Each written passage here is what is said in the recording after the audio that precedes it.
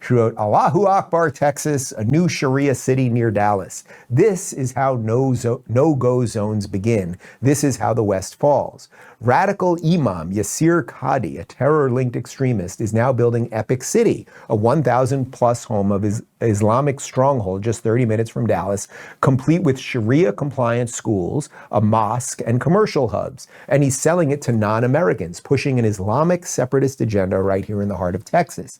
Declared, Jews and Christians are filthy and that their lives and property can be taken in jihad. Justified taking women as sex slaves in war. Bragged about the Muslim takeover of Sweden, calling birth rate a halal secret weapon. Raised funds for Hamas-linked charities. Was placed on the U.S. Department of Homeland Security's terrorist watch list. Graduated from the radical Islamic University of Medina. Denies the Holocaust, promoting the book, The Hoax of the Holocaust, and claiming Hitler never intended to mass destroy the Jews. Quoted the anti-Semitic forgery Protocols of the Elders of Zion to argue that Jews have no right to Israel. Supports replacing democracy with Sharia, calling the U.S. a pharaonic society built on slavery. Was an acolyte of Ali al-Tamimi, the Virginia-based imam currently serving life in prison for inciting jihad against U.S. troops. Will Americans push back, or will Texas become the next Malmo? Why are Republicans not speaking out? Well, first off, this imam sounds like he's going to be the next leader of the Democratic Party. But yes, Texans have had enough. They have had enough. They started looking into this. They started looking into the terror ties. They started looking into, can we have a Sharia compliant city? Is Sharia law compliant with the Constitution of the United States? Listen, an issue that so many people, not just in this area, but across the entire state of Texas, have been very concerned about, and that is this Epic City project. What is it? What does it mean? What are the consequences of it? So we wanted to make sure that we passed a law that would fully address those concerns. One of the issues at stake is the freedom of religion. Another issue at stake is what's called the right to contract. The fact is, religious freedom is a central part of the Texas Constitution. But bad actors like Epic and Epic City tried to use religion as a form of segregation. Epic proposed an Islamic-only development just outside of Plano.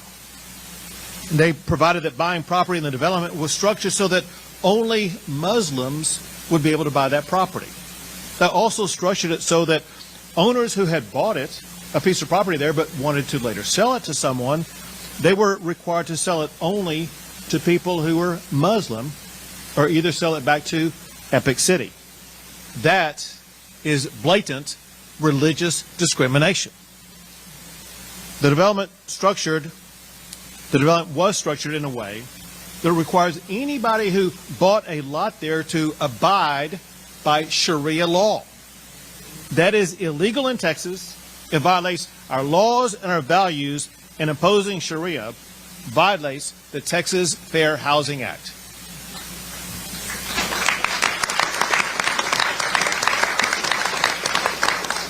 It also violates the law that I'm about to sign, because the law by Candy Noble and Angela Paxson comprehensively addresses not just Epic, but also any compound like Epic, making sure that these compounds will not be able to be built in the state of Texas.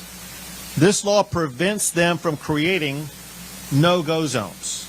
It prevents them from selling or renting land only to people who follow Islam. It prevents them from controlling who a buyer can sell their property to.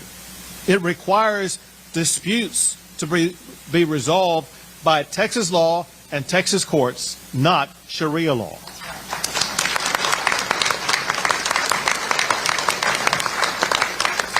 It empowers the Attorney General to shut down developments like Epic and to halt any further development. And while I'm on this topic, I need to discuss a related issue that is taking place in Houston, Texas. I want to comment on recent stories of a Houston area imam who insisted that Muslim-owned businesses must follow Sharia law rather than Texas law. I have what I think is a quote from the imam, and he says, if you live in the neighborhood, you are bound by the rule of the mosques. That is false. It is illegal. No neighborhood in Texas is governed by Sharia law. To be clear, Texas law and Texas courts govern those businesses and those neighborhoods. No ranting imam can change that. The imam that I'm talking about is now under investigation by the Texas Department of Public Safety as well as other law enforcement agencies.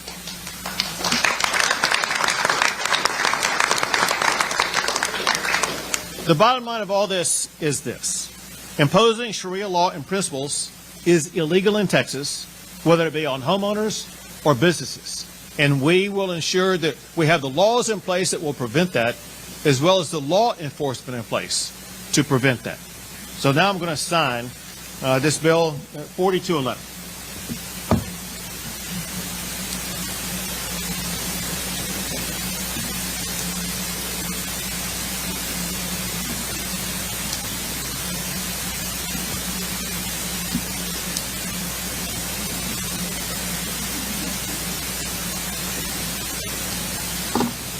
The ban on Sharia law in Texas is now strengthened.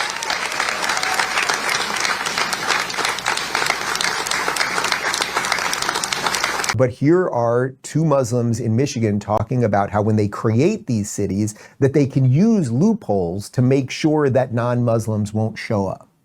So we're still debating on the name, but it's going to be something Muslim name and a village attached to it, right?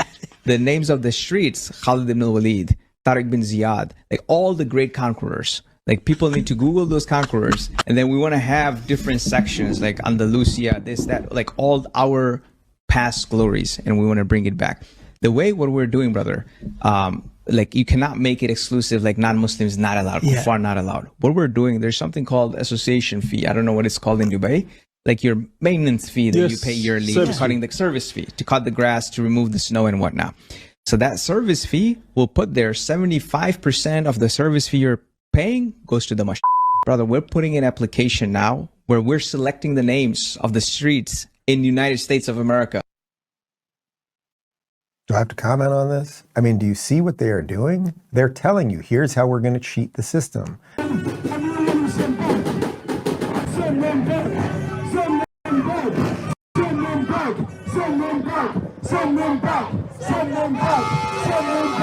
Send them back.